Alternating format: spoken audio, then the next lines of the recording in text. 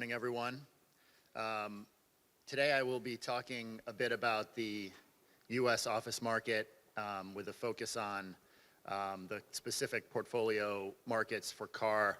We do have our research underway on real estate markets on other planets, as Moti said, but that's, I would say, underdeveloped at this point. So maybe in a future conference we'll come back and talk to you a little bit more about those. Many of the themes that you will hear are very similar to what you heard from Sean. There we go, thank you. From Sean and David already today. So I'll reinforce some of those and I'll try to give you a little bit of color commentary on the markets in particular and some stories that help bring those to life. To start, if we think about the U.S. office market, which is a massive office market, the largest and most complex and most liquid and most transparent office market in the world, we track about 4.3 billion square feet of office space across the United States. We see a number of consistent trends that we're tracking throughout all of them as we come into 2022. Hybrid work and the return to work, which is something I'll touch on. Migration patterns across the U.S., which are shifting as talent resettles and as companies and corporations follow talent and try to diversify their operations. The recovery in demand, which is real and strengthening, and I'll talk a little bit about where we're seeing that and how we're seeing that. And then very much in fitting with the theme of the conference and some of the commentary that you heard earlier today, the flight to quality trend. Just to give you a quick overview of the three markets, and then as we go through the presentation, I will tell a little bit more about each of these markets to bring the story to life. I'll start with Washington, D.C. in the middle here, which is actually the second largest office market, the metro area in the United States, which is a very large market, a very stable market. It's the home of our federal government, which makes up over 20% of the occupancy, including all the agencies that go along with the federal government. It historically has been a very stable, very steady marketplace and a very successful marketplace. It has been a little bit slower to recover in this cycle, which I'll come back and talk to a little bit more. The Boston office market is really our intellectual center, not only of the United States, but one of the most concentrated intellectual centers in the world. When our friends from Alony Hetz first came to take a tour of Boston, I tried to convince them that the reason for all that intellectual capital was me, because I live in Boston. But they did not believe me. As you hear, Moti already knew about MIT and some of the great work that's being done there, and I'll talk a little bit about what's driving Boston, the innovation and the science there. And then Austin, Texas is one of the really most amazing stories probably in the world in terms of real estate markets. It's been the beneficiary of the migration patterns, the growth patterns, and also the tech and innovation sector in the US, and I'll talk a little bit about that as well. First, I want to start with re-entry. You saw on the opening slide the headline, "I've missed you." The offices have been less than fully occupied around the world, and certainly in the U.S. as well.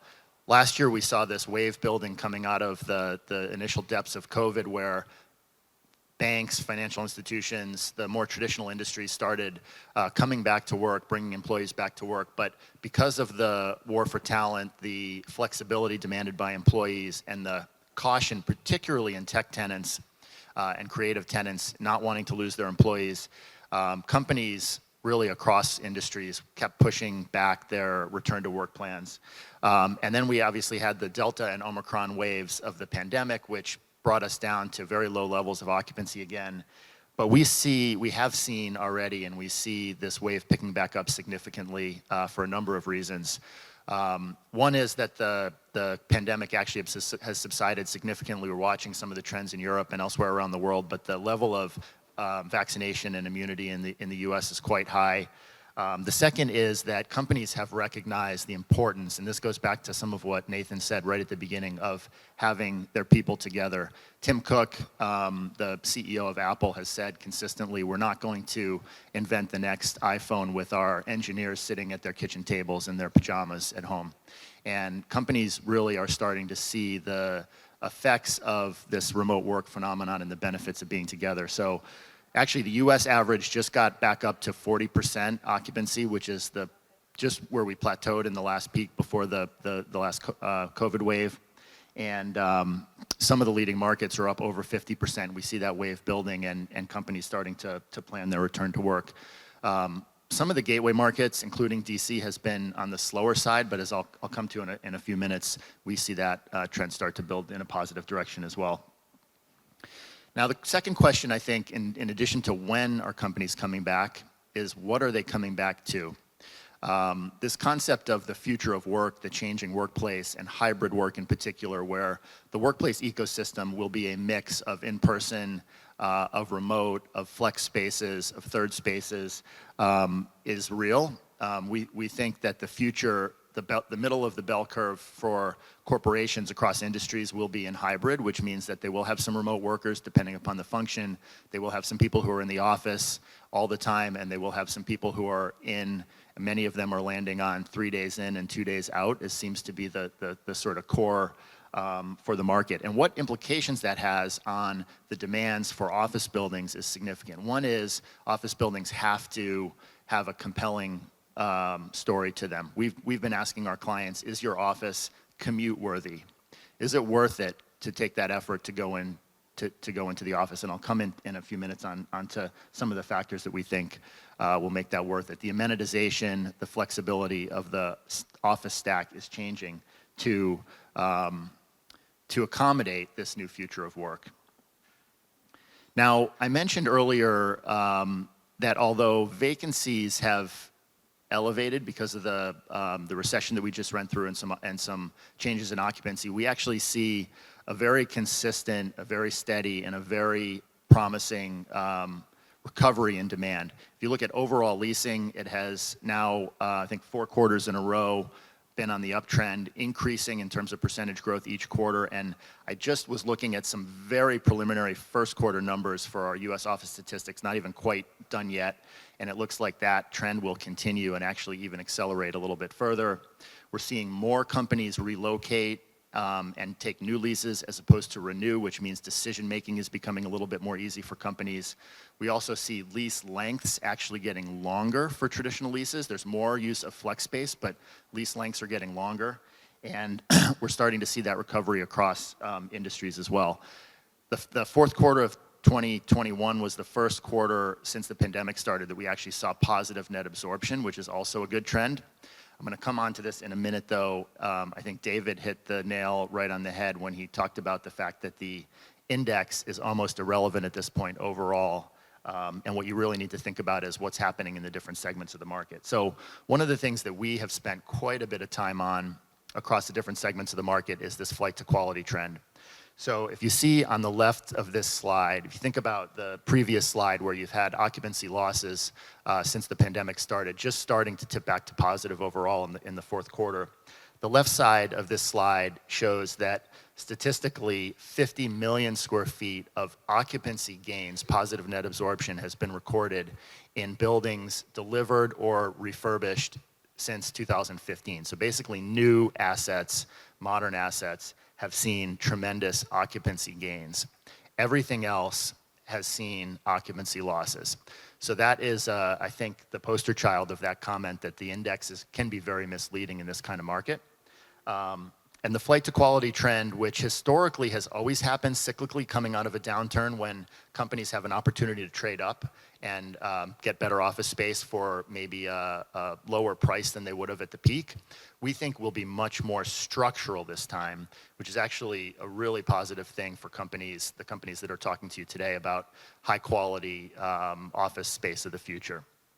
We think that will create significant opportunity and that the best quality offices will be actually more valuable than ever because of the demands for from today's office tenants. It also will create some disruption in the rest of the market, which will be important to watch as well. Conversions to residential. In DC, as an example, we're tracking, I think, 1.5 million square feet of Class B, which has been really struggling, office conversions to residential, and you'll see that in other markets as well. So what does it mean? What is it? It's not just the vintage of the office. What does it mean? What are companies actually looking for when they go to new spaces? This is not a comprehensive list, and some of the things you will have heard already before, but they're looking for modern technological infrastructure. They're looking for smart buildings and spaces. They're looking for modern mechanical systems. They're looking for health and wellness. They're looking for properties and spaces that help them on the path to net zero, as David mentioned before. They're looking for spaces that are regenerative and that will enable their thriving workforce to do the productive, creative, innovative things that most of these companies are trying to do. And they're certainly looking for flexibility. They're looking for amenities. They're looking for higher level of service than they ever have before. This means that the provision of office space is more complex, but it also means that there are fewer high-end office owners capable of providing this kind of service than there were in the past. I would say probably nowhere is the bifurcation of markets as apparent as in DC, which you'll probably hear a little bit from Oliver as well. The DC market, which is a fairly traditional tenant base, concentrated in addition to the federal government, which I said before, also in the law firm sector, and the professional services sector in general, with a up and coming spark from some tech tenants as well, but a fairly traditional sector. As you can see from the unemployment base, it has been a very stable marketplace, very highly educated, very attractive talent base, a very stable marketplace over time. But it has also been one that's been a little bit slower to recover. And the thing that gives us a little bit of light at the end of the tunnel in terms of the demand profile for DC is that the President of the United States in his recent State of the Union address said specifically that he wants government employees and federal agencies to get back to work, which is a little bit of a signal for all of the agencies, which again, 20 to 25% of the tenant base, to start making their workplace reentry plans, their hybrid plans, and we think that will breathe some life into DC in the coming quarters.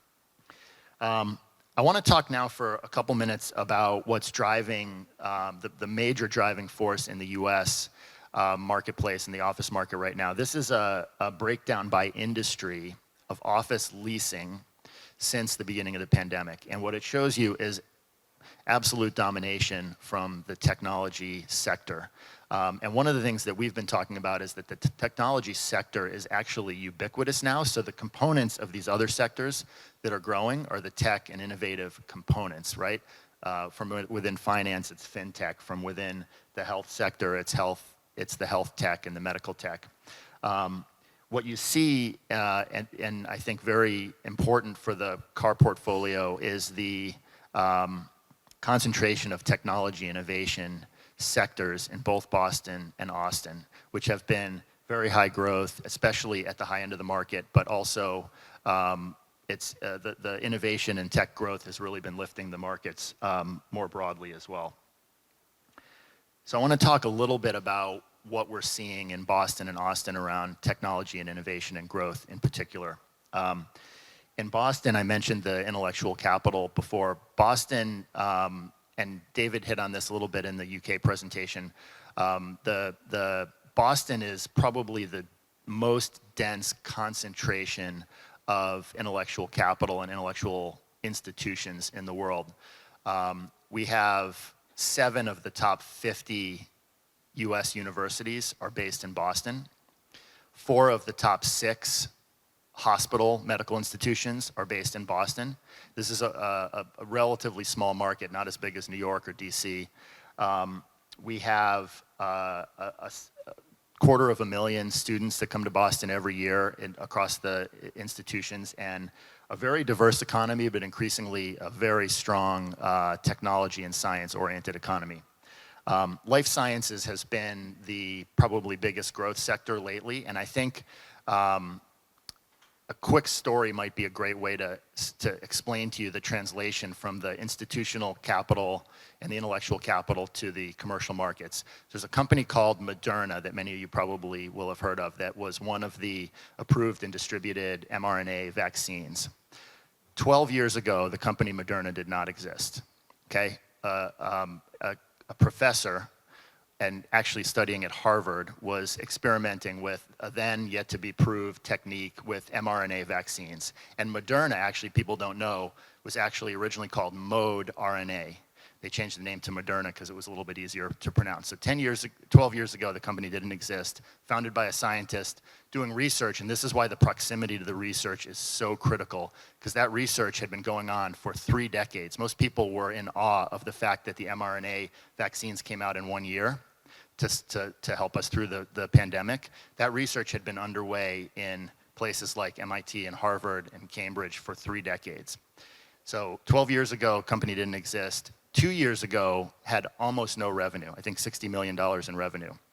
2021, Moderna had $18 billion in revenue and a $75 billion market cap, and growing commercial space in Cambridge and all over the world across lab, office, medical manufacturing. So just an amazing quick story that tells about why it's so important to be in that sort of intellectual center. $37 billion of private and public funding went into the life science sector just in Greater Boston in 2021. About 200 new companies were founded, and 30% of the biotech patents in the US last year were in Boston. Now, why Austin? Austin has been the poster child of the Sun Belt and growth boom in the US. But unlike some of the other growth markets in the US that can be a little bit more volatile, Austin is also the state capital and it is the home of the University of Texas. So it has great foundational anchors of government and education. And has since attracted, because of its tax structure, because of the labor flows into the market, because of the quality of life, because of the cost of living, and I dare say for those of you who have been able to visit there, that maybe because of the music and the food as well. Austin is one of those places, I always tell people, you cannot understand Austin on a spreadsheet or even on a slide, but when you get there, there's a magic happening in Austin, Texas that is captivating. And it is one of the reasons why the list of companies that you see on the map here have been steadily flowing into the market. It has been the biggest recipient of inflows of talent and of corporations in the US. You've got 5,000 jobs added recently from Apple for their one of their engineering hubs and admin support hubs. Got 2,000 jobs added from Amazon for product development and digital development. You have the Tesla electric vehicle manufacturing added another 5,000 jobs recently. You had Facebook with 1 million square feet of space, including a big lease recently. So across these segments, you've just had unparalleled growth, and they're all focused on Austin among a handful of other places. You can see the accolades here to the right. We have been tracking innovation markets as well, and helping our clients navigate and I would say Austin is very much, although it's been a recently emerging market, is very much an established tech hub now. And by the way, I would say that the corporate strategy for talent is not one of companies moving from Boston or San Francisco or New York to Austin. It's an and strategy, not an or strategy. So the top 6, we call them the big 6 tech companies, have leased net new 13 million square feet of space in the US since the pandemic started. So despite them saying we're going to be flexible with our workers, we're going to let workers stay at home as long as they want, they have been, we like to say, don't look at what people say, look at what they do. They have been absolutely voracious in their demand appetite for space. And these are the markets, some of the markets established and new markets that they're hitting, that they're looking for growth and for diversification and talent that we've got our eyes on. So just to wrap up quickly here, pretty good story overall with Boston and Austin as those growth and innovation markets, ahead of the curve on the recovery and on rent growth, and DC lagging a little bit, but starting to stabilize, especially at the high end of the market.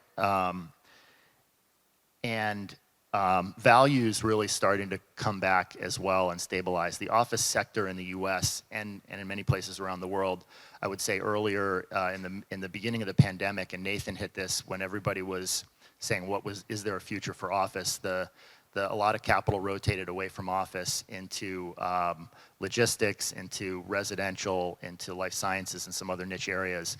A lot of that capital is rotating back and looking at opportunity in office and being more selective maybe than they were in the past, but at opportunity in office. And as a result, we've actually seen from a pretty steep dip in 2020, a very significant increase in investment activity around office markets. And as you can see, most markets other than Boston, which has benefited from a massive boost from life sciences in particular, still have a ways to go on the office front to get back to where they were in terms of liquidity and transaction activity pre-pandemic, but they're on the mend, so to speak, and the focus of capital has come back to the office sector in a meaningful way. So just to close, I would say really positive trends in the US market, the segmentation of the market, both between geographies and also within asset types and asset quality within geographies, is probably more important than ever. There are some opportunity and risk areas in each of these markets, but we think overall with the sustained demand from tech, with the return to work, with the flight to quality, and with the diversification and balance across these markets, the outlook is bright. Thank you.